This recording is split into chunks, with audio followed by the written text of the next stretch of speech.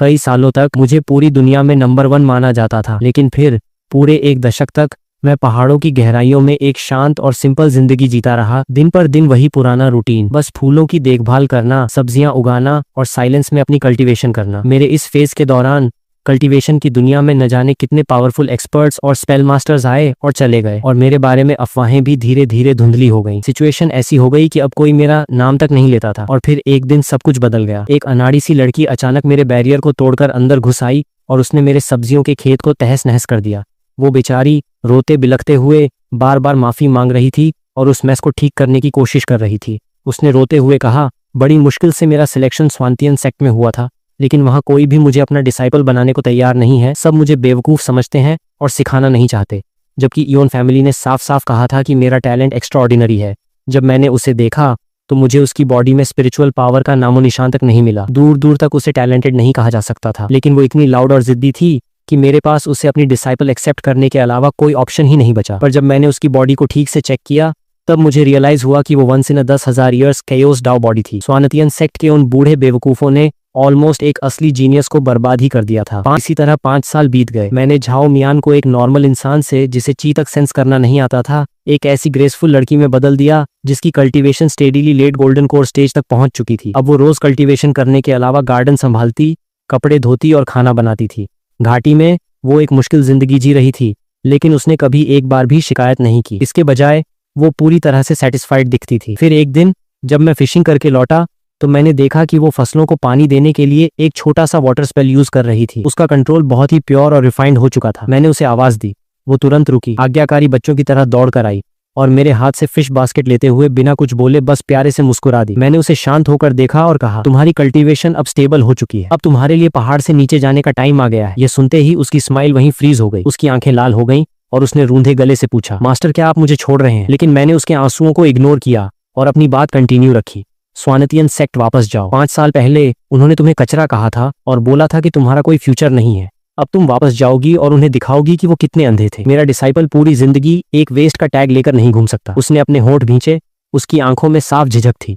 वो फुसफुसाई, लेकिन और मैंने उसे बीच में ही टोक दिया, कोई लेकिन वेकिन नहीं। तुम मेरी डिसाइपल हो, तुम्हें वो वापस हासिल करना ही होगा जो तुम्हारा है। जिन लोगों ने कभी तुम्हें नीचा दिखाया था, आज तुम उन्हें खुद को रिस्पेक्ट से देखने पर मजबूर कर दोगी। फिर मैंने अपनी रोब से एक जेड पेंडेंट निकाला।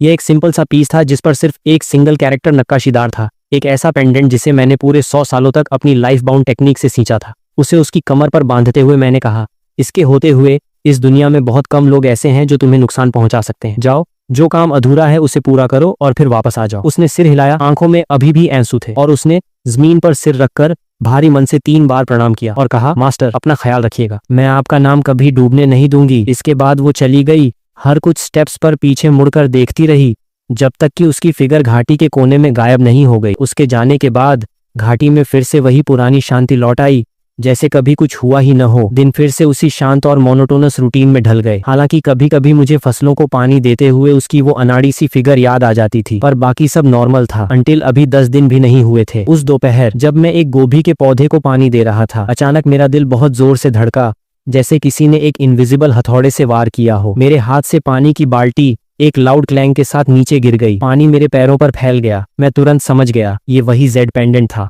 वो टूट चुका था। मेरे दिल की गहराइयों से एक रोंगटे खड़े कर देने वाला किलिंग इंटेंट जागा, एक ऐसा एहसास जो मैंने पिछले 10 सालों में कभी फील नहीं किया था, क्योंकि वो पेंडेंट मेरी century old life bound technique से बना था और उसमें मेरी डिवाइन सेंस का एक हिस्सा था। कोई ओल्ड मॉन्स्टर भी अगर होता तो झाओ मियान को नुकसान पहुंचाने से पहले उसे मेरे उस सेंस से निपटना पड़ता, और जो कोई भी उसे डिस्ट्रॉय करने के कैपेबल है वो कम से कम नेसेंट सोल या स्पिरिट ट्रांसफॉर्मेशन स्टेज पर होगा। तो इस कल्टीवेशन वर्ल्ड में अचानक ऐसा कौन सा एक्सपर्ट आ गया? नहीं, ये बात सही नहीं है। उस लेवल का कोई भी बंदा पेंडेंट पर मेरी टेक्निक का ऑरा डेफिनेटली पहचान जाता, और ये जानने के बाद भी उन्होंने उसे मारने की हिम्मत की, इसका मतलब वो मेरे लिए आ रहे थे। ये सोचकर मैं एक ठंडी हंसी हंस पड़ा। अच्छा है, बहुत अच्छा है। फिर मैं अपने सब्जी के खेत के सेंटर की तरफ बढ़ा, जहां एक टेढ़ी मेढ़ी लकड़ी की स्टिक जमीन में गड़ी हुई थी। एक ऐसी चीज जिसे मैंने 10 साल पहले बीन की बेलों को सपोर्ट देने के लिए कैजुअली जमीन में गाड़ दिया था, जो अब पूरी तरह से सड़ चुकी थी और ऐसा लगता था जैसे छूते ही टूट जाएगी। लेकिन जैसे ही मैंने उसे पकड़ा और धीरे धीरे मिट्टी से बाहर खींचा, सारी धूल झड़ गई और सूरज की रोशनी में अचानक एक गहरी, रोंगटे खड़े कर देने वाली चमक कौंधी। उसकी सड़ी हुई बाहरी लेयर इंच दर इंच चटककर गिरने लगी और अंदर छिपी हुई एक बेहद शार्प और चमचमाती ब्लेड बाहर आ गई। और उस तलवार पर जंग की परतों के नीचे 2 प्राचीन अक्षर धुंधले से दिखाई दे रहे थे, वेंतियान। मैं धीरे से बुदबुदाया, 10 साल से कोई खून नहीं बहा। पता नहीं मेरा पुराना पार्टनर भी जंग खा गया होगा क्या। फिर मैं तलवार लेकर आंगन में आया, जहाँ एक टूटा हुआ नीले रंग का गमला रखा था जो कब का सूख चुका था और उसमें सिर्फ सूखी मिट्टी भरी थी। मैंने एक सिंगल किक मारी और उसे टुकड़े टुकड़े कर दिया। मिट्टी को खोदकर मैंने तेल में लिपटा हुआ एक बंडल निकाला जो ऑलमोस्ट गल चुका था। जैसे ही मैंने उसे खोला, उसकी रैपिंग धूल बनकर उड़ गई और अंदर से निकला एक डार्क पुराना बटरफ्लाई शेप का टोकन। उसके मार्क्स ऑलमोस्ट गायब हो चुके थे, फिर भी उसमें से एक भारी और प्राचीन ऑरा आ रहा था। उसे अपनी रोब के अंदर रखने के बाद मैं हाथ में तलवार लिए आंगन में खड़ा हुआ और सोचने लगा। 10 साल, पूरे 10 साल मैं इन पहाड़ों में छिपा रहा। क्या इस दुनिया के लोग मेरा नाम भूल चुके हैं? क्या वो ये भूल गए कि मेरी तलवार हमेशा उनके सिर पर लटकती थी? और उसका खौफ क्या होता था? ये जाहिल बेवकूफ मेरी नाक के नीचे अपने सेक्ट्स बनाकर खुद को मसीहा समझने की हिम्मत कर रहे हैं, और अब इन्होंने मेरी डिसाइपल को छूने की हिम्मत की है। ये सोचते ही मैंने एक कदम आगे बढ़ाया और मेरी फिगर घाटी से गायब हो गई। पीछे छूट गया तो बस वो तबाह हुआ सब्जियों का खेत और टूटा हुआ गमला। ऐसा लग रहा था कि अब इस दुनिया को एक बार फिर लूबेई मुंह का नाम याद दिलाने का वक्त आ गया है। टूटे हुए जेड पेंडेंट से आ रहे धुंधले से ऑरा को फॉलो करते हुए मैं ईस्ट की तरफ निकल पड़ा। कोई जल्दबाजी नहीं थी, मैं बस आराम से एक एक कदम आगे बढ़ा रहा था। मेरे एक कदम बढ़ाने पर ही मेरे पैरों के नीचे के पहाड़ और नदियां सुकड़कर पीछे छूटते जा रहे। पहाड़ों में 10 साल बिताने के बाद मैं साफ फील कर सकता था कि इस दुनिया की स्पिरिचुअल एनर्जी अब बहुत थिन और कमजोर हो चुकी है। यहाँ तक कि कल्टीवेटर्स की क्वालिटी भी बुरी तरह गिर चुकी थी। पहाड़ से निकलने के कुछ ही देर बाद मैंने यंग कल्टीवेटर्स के एक ग्रुप को बातें करते सुना। उन्होंने काफी ब्राइट और महंगे कपड़े पहने हुए थे। उनकी एक्सेसरीज भी एकदम कमाल की थी। कमर पर जेड पेंडेंट्स लटके थे और उनके चेहरों पर साफ घमंड दिख रहा था। देखकर ही पता चल रहा था कि किसी बड़े और नामी सेक्ट के चेले हैं। उनमें से एक ने कहा, तुमने सुना स्वानतियन सेक्ट की वो कचरा जियांग शाओमियन पहाड़ से नीचे जाने के बाद पता नहीं कैसे लकी रही और उसने सक्सेसफुली अपना फाउंडेशन फॉर्म कर लिया। दूसरे ने हंसते हुए जवाब दिया, तो क्या हुआ अगर उसने फाउंडेशन फॉर्म कर लिया? एक यूजलेस वेस्ट जो स्पिरिचुअल पावर तक रिलीज नहीं कर सकती, वो इसके बाद भी बॉटम टियर कचरा ही रहेगी। एक और ने हेट के साथ अपनी बात जोड़ी, मैंने सुना है उसने सीनियर ब्रदर गु युनफेई को इंजर्ड भी कर दिया। कितनी हिम्मत है उसकी। सीनियर ब्रदर गु सेक्ट मास्टर के पर्सनल डिसाइपल हैं, एक असली जीनियस। उस कचरा लड़की ने पक्का कोई गंदा डेमोनिक ट्रिक यूज किया होगा। तभी एक और आवाज आई, मैंने सुना है सेक्ट ने उसे ऑलरेडी कैप्चर कर लिया है और माउंटेन गेट पर उसे टॉर्चर करके पूछताछ की जा रही है। ठीक उसी मोमेंट पर चाय का कटोरा पकड़े हुए मेरा हाथ थोड़ा सा रुका। फिर मैं धीरे धीरे चलकर गया और सीधे उनकी टेबल के सामने खड़ा हो गया। मैंने बड़े शांत मन से पूछा, स्वानतियन सेक्ट का रास्ता कहाँ से है? उनका जो लीडर था उस लड़के ने मुझे ऊपर से नीचे तक देखा, मेरे खुरदरे लिनन के कपड़े और मेरे हाथ में वो टूटी हुई लोहे की तलवार। उसकी आंखों में मेरे लिए साफ नफरत और हिकारत चमक उठी। वो हंसते हुए बोला, तू होता कौन है बे? अब तेरे जैसे लोग स्वानतियन सेक्ट के बारे में पूछेंगे, चल निकल यहाँ से। मैंने आगे कुछ नहीं कहा, बस अपनी एक उंगली को थोड़ा सा ऊपर उठाया। मेरी उंगली की टिप से तलवार की एक हल्की सी ऑलमोस्ट इनविजिबल एनर्जी निकली और चुपचाप उनकी टेबल को चीरती हुई निकल गई। एक सेकंड के लिए तो वो सब फ्रीज हो गए, पर अगले ही पल उनके चेहरों पर खौफ साफ दिखने लगा, क्योंकि उनकी कमरों पर जो तलवारें बड़े घमंड से लटक रही थीं, वो बीच से एकदम साफ 2 टुकड़ों में कट चुकी थीं। कट्स इतने स्मूथ थे जैसे शीशा हो, और कटी हुई ब्लेड्स एक जोरदार आवाज के साथ जमीन पर गिर पड़ी, और उन्हें तो भनक तक नहीं लगी थी कि मैंने मूव कैसे किया। उस लड़के का चेहरा एकदम सफेद पड़ चुका था और वो कांपते हाथों से मेरी तरफ इशारा कर रहा था। मैंने उसी शांत आवाज में दोबारा पूछा, अब बता सकते हो? उन्होंने तुरंत एक डायरेक्शन की तरफ उंगली उठाई और हकलाते हुए इशारा किया। उनकी हिम्मत नहीं थी कि एक शब्द भी और बोल दे। जैसे ही मैं आगे बढ़ा, मैं सोचे बिना नहीं रह सका कि कल्टीवेशन वर्ल्ड की इस नई जनरेशन का क्या हाल हो गया है। ये मेरी सबसे नॉर्मल स्वॉर्ड एनर्जी का एक सिंगल वार तक नहीं झेल पाए। कितने बोरिंग है ये लोग। उन्होंने जो रास्ता बताया था उस पर चलते हुए आधे दिन से भी कम समय में एक विशाल पहाड़ दिखाई दिया। वहाँ एक बहुत बड़ा गेट था जिस पर बोल्ड अक्षरों में लिखा था स्वानतियन सेक्ट। ये इस सो कॉल्ड बड़े सेक्ट की बढ़ती हुई धक और रुतबे को दिखा रहा था, लेकिन उनकी बदकिस्मती देखो, उनका वो रुतबा आज ही खत्म होने वाला था। माउंटेन गेट के सामने एक जबरदस्त भीड़ जुटी हुई थी। लोग एक के ऊपर एक ऐसे खचाखच भरे हुए थे कि वहां दम घुट जाए। मैं बिना किसी एफर्ट के उनके बीच से निकलता हुआ सीधे स्क्वायर के सेंटर में पहुंच गया, जहां का नजारा देखकर मेरा खून खौल उठा। शाओमियन को बाहों जितनी मोटी जंजीरों से एक काले पत्थर के खंभे से बांधा गया था। उसकी पूरी बॉडी खून से लथपथ थी। उसके कभी साफ रहने वाले कपड़े अब चिथड़े हो चुके थे। उसका सिर कमजोरी से एक तरफ लटका हुआ था और वो ऑलमोस्ट बेहोशी की हालत में थी। और उसके ठीक सामने एक घमंडी सा नौजवान खड़ा था। पक्का ये वही गु युनफेई था जिसका उन्होंने जिक्र किया था। उसके हाथ में एक लंबा कोड़ा था जिससे बिजली कड़क रही थी। वो बेहद क्रूर और सेटिस्फाइड लुक के साथ शाओमियन को देख रहा था और कोड़े से उसकी पीठ पर वार कर रहा था। जैसे ही कोड़ा उसकी पीठ पर पड़ता, बिजली के धमाके के साथ एक और जला हुआ घाव बन जाता। वो चिल्लाया, बोल, तूने ये टेक्निक कहाँ से सीखी? तू किस डेमोनिक रास्ते पर चल रही है? दर्द के मारे शाओमियन की बॉडी बुरी तरह कांप उठी, पर उसने अपने होंठ भींच लिए और मुंह से एक चीख तक नहीं निकलने दी। वो कमीना हैसा अभी भी अकड़ है। हाँ, फिर उसने अपनी आवाज और लाउड की, कौन है तेरा वो मास्टर जिसने तुझ जैसी कचरा लड़की को ये सब सिखाया? नाम बता तो शायद मैं तुझे एक आसान मौत दे दूं। ये सुनकर आसपास खड़े चेले जोर जोर से हंसने लगे, उस पर उंगलियां उठाने लगे और उसका मजाक उड़ाने लगे। जब मैंने देखा कि वो कोड़ा दोबारा गिरने ही वाला है, जब मैंने अपनी डिसाइपल की पीठ पर उन गहरे घावों को देखा और उन सबके चेहरों पर वो घटिया हंसी देखी, मैंने धीरे से अपना हाथ उठाया। मेरे हाथ में जो टूटी हुई लोहे की तलवार थी उसमें से एक हल्की सी गूंज निकली और अगले ही पल रोशनी की एक ऐसी लकीर जो इतनी तेज थी कि ऑलमोस्ट इनविजिबल थी, हवा को चीरती हुई निकल गई। गु यूनफेई के चेहरे की हंसी वहीं फ्रीज हो गई।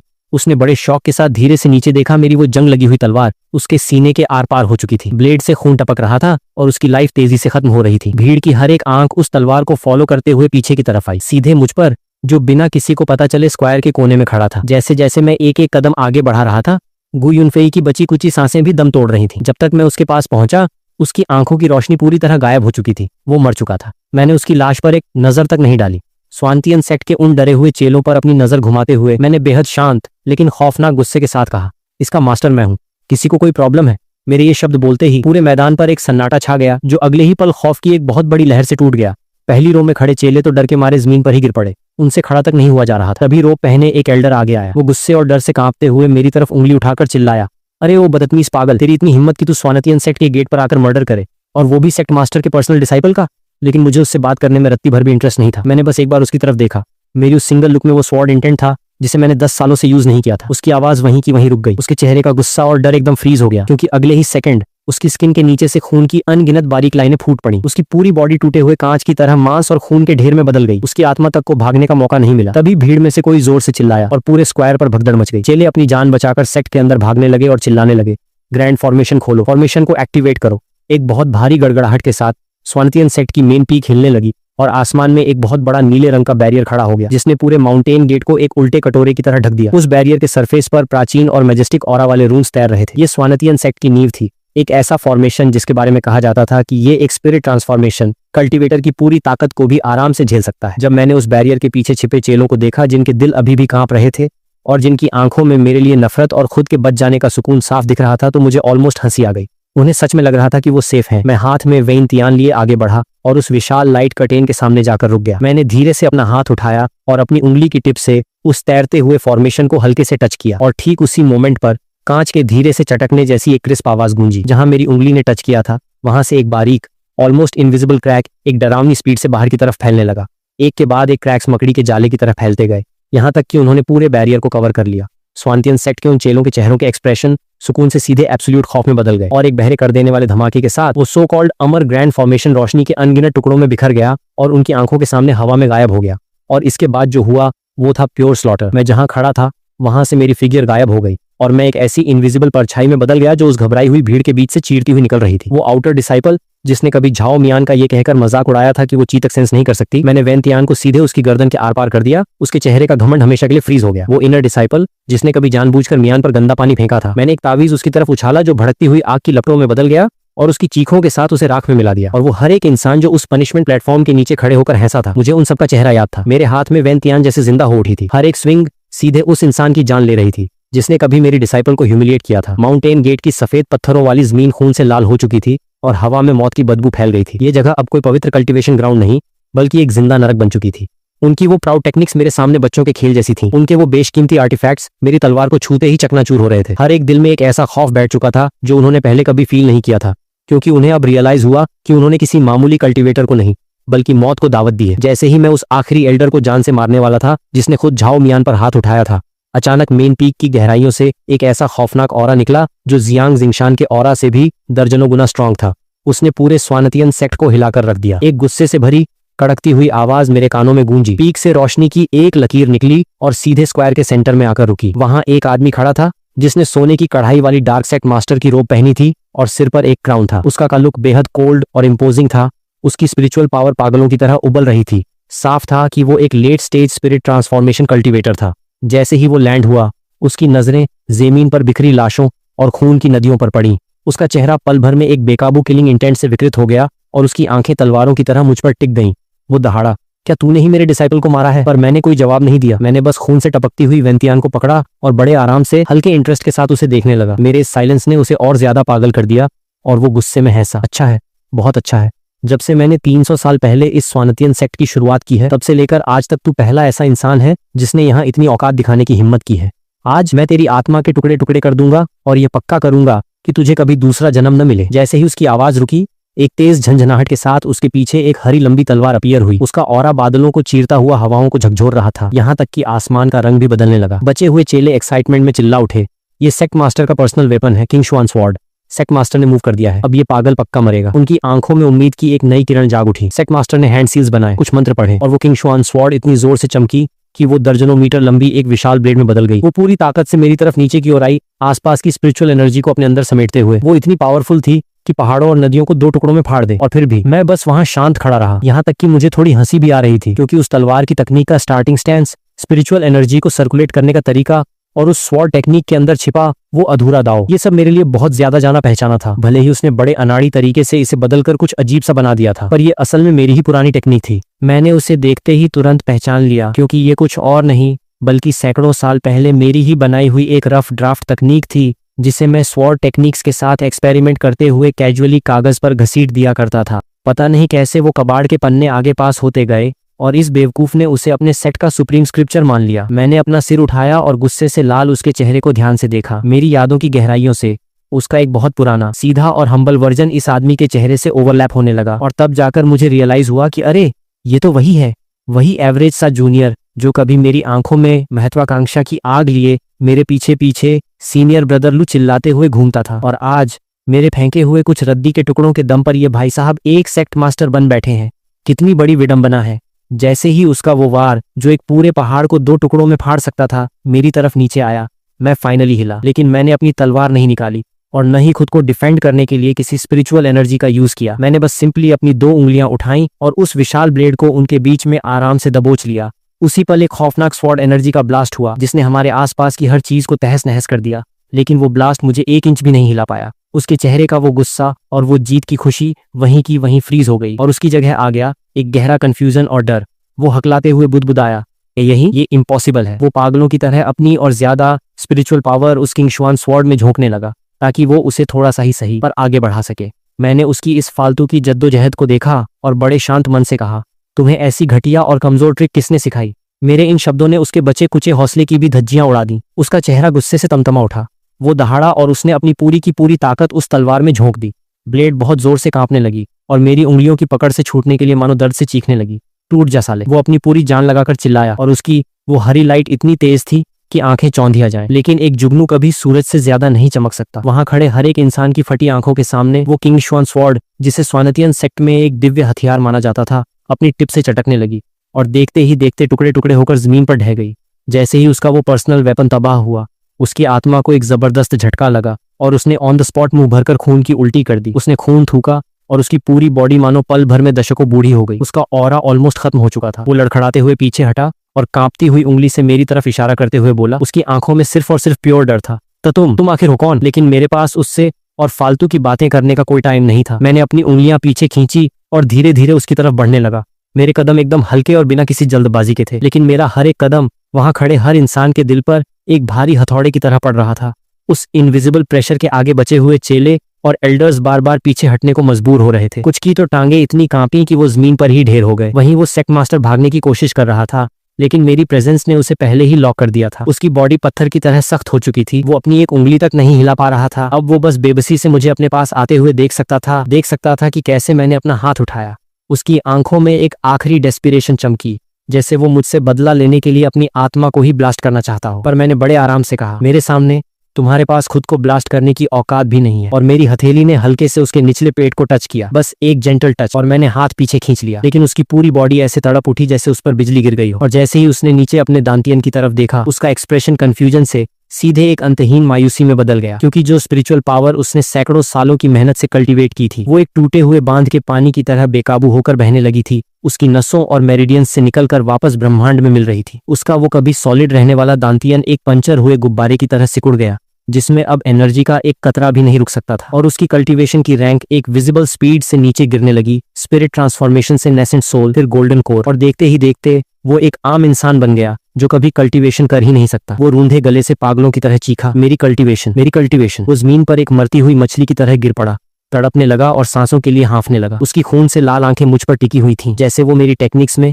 मेरे इस डोमिनेटिंग और कुचल देने वाले स्टाइल में कुछ जाना पहचाना ढूंढने की कोशिश कर रही हूँ। और धीरे धीरे उसकी यादों के सबसे गहरे कोने में दफन वो सबसे बड़ा खौफ जागने लगा। उसे सैकड़ों साल पहले का वो चेहरा याद आ गया, जिसने एक पूरे एरा को किसी भगवान या शैतान की तरह अपने कदमों में झुका कर रखा था। उसे अपनी वो टेक्निक्स याद आ गईं, जिन्हें वो तिजोरी में छुपा कर रखता था, जो असल में मेरे फेंके हुए रफ ड्राफ्ट्स के अलावा कुछ नहीं थी। उसे वो खौफनाक प्रेजेंस याद आ गई जो अपनी एक सिंगल तलवार से पूरी दुनिया को कैंपा दिया करती थी। और जैसे ही उस लेजेंड की इमेज उसके सामने खड़े आदमी से ओवरलैप हुई, उसकी आंखों की पुतलियां बुरी तरह सिकुड़ गईं, उसके होंठ कांपने लगे और उसने अपनी आखिरी बची कुची जान लगाकर फुसफुसाया, तुम लू बेईमान हो। मैंने बिना किसी इमोशन के उसे नीचे देखा, जैसे कोई किसी मामूली कीड़े को देखता है, क्योंकि उसे अपाहिज करना तो बस एक शुरुआत थी। इसके बाद मैंने उसकी तरफ दोबारा मुड़कर भी नहीं देखा। यह कभी उछलने कूदने वाला कीड़ा अब मेरी अटेंशन के लायक भी नहीं बचा था। इसके बजाय मैंने धीरे से अपनी नजरें दूर बनी उस विशाल मेन पीक की तरफ उठाई, जो स्वानतियन सेक्ट की असली नींव थी, वो स्पिरिचुअल वेन जिसने इसके सैकड़ों सालों के गौरव को संभाल कर रखा था। मैंने मन ही मन सोचा, 10 साल, पूरे 10 साल जब से मैं पहाड़ों में लौटा हूँ, ये वैन तियान नाम की तलवार मेरे सब्जी के खेत में धंसी थी, जिसे मैं खीरे और बीन्स की बेलों को सपोर्ट देने के लिए एक मामूली डंडे की तरह यूज कर रहा था। इसका किलिंग इंटेंट एक सिंपल लाइफ के धुएं में कहीं खो गया था, लेकिन अब शायद इसे मेरी मर्जी का एहसास हो गया था। इसमें से एक लो और एक्साइटेड सी गूंज निकली। मैं धीरे से बुदबुदाया, मैंने 10 साल सब्जियां उगाई हैं और 10 साल इस तलवार को पाला है। आज इस दुनिया को एक बार फिर इसकी धार याद दिलाते हैं। फिर मैंने बड़े आराम से वैन तियान को अपने सिर के ऊपर उठाया और ठीक उसी पल हवाएं थम गईं, बादल जम गए और पूरी दुनिया में जैसे एक सन्नाटा पसर गया, मानो वक्त खुद वहीं रुक गया हो। सारे साउंड और कलर्स गायब हो गए और आसमान और जमीन के बीच सिर्फ एक चीज बची, वो खौफनाक स्वॉर्ड इंटेंट जो मेरे और मेरी ब्लेड के अंदर से ब्लास्ट हो रहा था। ये कोई चमकती हुई स्पिरिचुअल लाइट नहीं थी और न ही कोई तबाह कर देने वाली डेमोनिक एनर्जी थी। यह एक प्योर एब्सोल्यूट विल थी जो हर एक चीज को चीर देने के लिए काफी थी। स्वानतियन सेक्ट के बचे हुए चेलों ने खौफ से देखा कि जिस ग्रैंड प्रोटेक्टिव फॉर्मेशन के भरोसे वो बैठे थे, वो उस स्वॉर्ड इंटेंट के आगे धूप में बर्फ की तरह पिघल गया। और फिर मैंने तलवार नीचे चलाई। कोई कान फाड़ देने वाली आवाज नहीं हुई, इनफैक्ट कोई साउंड ही नहीं था, जैसे टाइम और स्पेस का कोई मतलब ही बचा हो। ब्लेड से एक ग्रे रंग का स्वॉर्ड ऑरा निकला जो इंसानी आंख से ओझल था। वो दिखने में धीमा था पर उसकी स्पीड सोच से भी परे थी। वो चुपचाप स्वानतियन सेक्ट की मेन पीक पर जा गिरा। एक पल के लिए सब कुछ एकदम स्टिल था। फिर एक हल्की सी चटकने की आवाज आई, जैसे किसी बड़ी तबाही की शुरुआत हो, और सबकी फटी आंखों के सामने एक गहरा अंतहीन क्रैक उस पूरे पहाड़ को चोटी से लेकर नीचे तक 2 हिस्सों में फाड़ता चला गया। और सिर्फ तभी आसमान और जमीन को हिला देने वाली एक भयानक गड़गड़ाहट गूंजी। वो स्पिरिचुअल वैन जो इस सेक्ट को जिंदा रखती थी, एक झटके में कट चुकी थी। स्पिरिचुअल एनर्जी के अनगिनत सोते किसी उफनती बाढ़ की तरह बाहर निकल पड़े और एक बड़े तूफान में बदल गए। पूरा पहाड़ ढहने लगा, विशाल चट्टानें नीचे गिरने लगीं और धरती कांप उठी। और देखते ही देखते वो कभी बेहद आलीशान दिखने वाला स्वानतियन सेक्ट, जिसे कल्टीवेशन वर्ल्ड का उभरता हुआ पावर हाउस कहा जाता था, मेरी आंखों के सामने मलबे के ढेर में बदल गया। जब तूफान शांत हुआ और धूल छंटी, मैं अपनी तलवार को जमीन पर घसीटते हुए धीरे धीरे आगे बढ़ा। टूटे हुए पत्थरों पर तलवार से गहरे निशान बन रहे थे, जैसे कोई लोहे से कागज पर लिख रहा हो। मैं पीछे किलिंग इंटेंट से भरे ऐसे शब्द छोड़ रहा था जिन्हें देखकर हजारों साल बाद के कल्टीवेटर्स भी खौफ से कांप उठेंगे। और उस तबाह हो चुकी जमीन पर सिर्फ एक सेंटेंस लिखा था, जिसने भी मेरी डिसाइपल को नुकसान पहुंचाया उसका पूरा सेक्ट मिटा दिया जाएगा। और आज के बाद से लू बेईमान का नाम कोई भूला हुआ लेजेंड नहीं, बल्कि पूरे कल्टीवेशन वर्ल्ड के सिर पर मंडराता हुआ साक्षात खौफ बनने वाला था। ये सब खत्म करने के बाद मैंने वैन तियान को बड़े कैजुअल स्टाइल में अपने कंधे पर रख लिया, जैसे कोई किचन का चाकू ले जा रहा हो। मेरे पीछे सेक्ट का मलबा था और धरती पर वो गहरा घाव जिसे फ्यूचर में देखने वाला हर कल्टीवेटर थर थर कांपेगा, जबकि मेरे सामने वो मौत की तरह खामोश मैदान था और स्वानतियन सेक्ट के बचे कुचे लोग जो जमीन पर खोई खोई आंखों से ऐसे पड़े थे जैसे उनकी आत्मा ही निचोड़ ली गई हो। लेकिन मैंने उन्हें एक नजर भी नहीं देखा। मैं सीधे सेंटर में बने उस पनिशमेंट प्लेटफॉर्म की तरफ बढ़ा। हवा में खून, धूल और एकदम घुटने वाले डर की भारी बू आ रही थी, पर मेरे लिए इन सब बातों का कोई मतलब नहीं था, क्योंकि मेरी डिसाइपल जियांग शाओमियन अभी भी उस ठंडे लोहे के खंभे से बंधी हुई थी। उसका वो कभी हंसता खेलता रहने वाला चेहरा अब कागज की तरह सफेद पड़ चुका था। उसकी सांसें इतनी कमजोर थीं कि लग रहा था कि अगले ही पल टूट जाएंगी, पर वो होश में थी। और जब उसने अपना सिर उठाया और मुझे देखा तो उसकी बेजान आंखों में एक हल्की सी चमक कौंधी जो तुरंत ही आंसुओं के सैलाब में डूब गई। उसने रूंधे गले से बड़ी मुश्किल से कहा, मास्टर, पहले कि उसकी बची कुची ताकत भी जवाब दे जाती। उसने कसकर मेरे कपड़ों को पकड़ लिया और उसके आंसू मेरी चेस्ट को भिगोने लगे। जिस जंजीर से उसे बांधा गया था वो एक स्पेशल कोल्ड आयरन से बनी थी, जिसे किसी कल्टीवेटर के मेरिडियंस को पूरी तरह ब्लॉक करने के लिए डिजाइन किया गया था। लेकिन मुझे अपनी तलवार निकालने की जहमत उठाने की भी जरूरत नहीं लगी। मैंने बस सिंपली अपनी 2 उंगलियां उठाई और जंजीर पर हल्के से फ्लिक किया और एक टूटते हुए धागे जैसी क्रिस्प आवाज के साथ वो सो कॉल्ड अटूट कड़ियां इंच दर इंच धूल में बदल गईं। जैसे ही जंजीरों का सपोर्ट हटा वो आगे की तरफ सीधे मेरी बाहों में ढह गई। वो इतनी हल्की थी, मेरे गार्डन के सबसे बड़े पेठे से भी ज्यादा हल्की। उसे थामते ही मैं साफ फील कर सकता था कि उसके मेरिडियंस टूट चुके थे और उसके इंटरनल ऑर्गन्स को बहुत भारी डैमेज हुआ था। मैंने तुरंत अपनी हथेली उसकी पीठ पर रखी और धीरे धीरे प्योर स्पिरिचुअल एनर्जी की एक जेंटल स्ट्रीम उसकी बॉडी में गाइड की, उसके टूटे हुए रास्तों को रिपेयर करते हुए और उसकी दम तोड़ती लाइफ फोर्स को स्टेबल करते हुए। धीरे धीरे उसका कांपना बंद हुआ और उसकी सांसें नॉर्मल होने लगी। जब मैंने उसके आंसुओं से भीगे चेहरे को नीचे देखा तो मेरा दिल, जो पिछले 10 सालों से एक पुराने सूखे कुएं की तरह एकदम शांत था, आखिरकार पिघल गया। मैंने बड़े प्यार से कहा, अब सब ठीक है, मैं आ गया हूं, मैं तुम्हें घर ले चल रहा हूं। मेरी आवाज एकदम शांत थी, लेकिन उस सन्नाटे से भरे मैदान में दूर तक गूंज गई। और इसी के साथ मैं उसे गोद में उठाए पीछे मुड़ा और वहां से चल दिया। अपने पीछे मैं छोड़ आया था खौफ, रिस्पेक्ट और अचरज से भरी अनगिनत नजरें छोड़ आया था, एक पूरे सेक्ट की तबाही और एक लेजेंड का पुनर्जन्म। लेकिन मैंने एक बार भी पीछे मुड़कर नहीं देखा। काफी दूर चलने के बाद आखिरकार उसकी कंडीशन थोड़ी और स्टेबल हुई। उसने एक बहुत ही कमजोर और रुंधी हुई आवाज में धीरे से पूछा, मास्टर क्या हम वापस नॉनशान जा रहे हैं? मैंने बिना किसी झिझक के जवाब दिया, बिल्कुल, हम घर जा रहे हैं। और मैं एक एक कदम आगे बढ़ाते हुए उसे वापस नॉनशान ले आया। स्वानतियन सेक्ट का वो मलबा और उस शौक से जो पूरा कल्टीवेशन वर्ल्ड हिल चुका था, अब मेरा उससे कोई लेना देना नहीं था, क्योंकि मेरी दुनिया एक बार फिर इस शांत पहाड़ और मेरी बाहों में मौजूद इस लड़की तक सिमट चुकी थी। वो छोटा सा लकड़ी का घर बिल्कुल वैसा ही था जैसा हमेशा रहता था। मेरे एब्सेंस में भी फॉर्मेशन की वजह से आंगन के पौधे एकदम हरे भरे थे। मैंने शाओमियन को बड़े आराम से उसके कमरे के बेड पर लेटा दिया, जहां थकावट और चोटों की वजह से वो तुरंत एक गहरी नींद में सो गई। उसे ठीक करने के लिए मैंने किसी फैंसी या कॉम्प्लिकेटेड दवाइयों का यूज नहीं किया। इसके बजाय मैंने पहाड़ के पीछे वाले झरने से प्योर स्पिरिचुअल एनर्जी खींचकर उसके घावों को साफ किया और उन्हें हील किया। फिर मैंने बेड के नीचे से धूल से सना हुआ एक पुराना लकड़ी का डिब्बा निकाला और उसमें से एक अजीब सी डार्क गोली निकालकर बिना सोचे समझे उसके मुंह में ठूंस दी। ये कुछ ऐसा था जिसे मैंने कभी मजाक मजाक में बनाया था और मैं इसके एग्जैक्ट इफेक्ट्स भी भूल चुका था। बस इतना याद था कि जब एनर्जी बहुत ज्यादा हो तो ये कैंडी की तरह उसे रिप्लेनिश करने का काम करती थी। इसके बाद मेरे दिन फिर से वही सब्जियां उगाने, फिशिंग करने और पानी भरने के रूटीन में लौट आए। बस अब फर्क सिर्फ इतना था कि हमेशा एक छोटी सी परछाई मेरे पीछे पीछे घूमती रहती थी, क्योंकि जब शाओमियन सोकर उठी तो वो पहले की तरह लाउड या रोतलू नहीं रह गई थी। इसके बजाय वो काफी शांत और बहुत ज्यादा मेहनती हो गई थी। वो रोज सुबह धूप निकलने से पहले उठ जाती और मेरी सिखाई हुई टेक्निक्स की बार बार प्रैक्टिस करती। जिंदगी और मौत का सामना करने के बाद उसकी कैयोस डाओ बॉडी का असली पोटेंशियल पूरी तरह जाग चुका था। उसकी स्पिरिचुअल एनर्जी अब रुकी हुई नहीं थी, बल्कि एक उफनती हुई नदी की तरह बह रही थी। उसका हर एक मूव एक ऐसे पावरफुल ऑरा के साथ आता था जो कभी कभी मुझे भी थोड़ा सरप्राइज कर देता था। उसका डाओ हार्ट अब एकदम अटूट बन चुका था, जबकि मैं आज भी उतना ही आलसी था। मैंने अपनी वैन तियान को वापस ले जाकर सब्जी के खेत में गाड़ दिया था। कभी कभी उसे फल काटने के लिए बाहर निकाल लेता, या फिर पास भटकने वाले किसी जाहिल जंगली जानवर को कूट कर भगाने के लिए।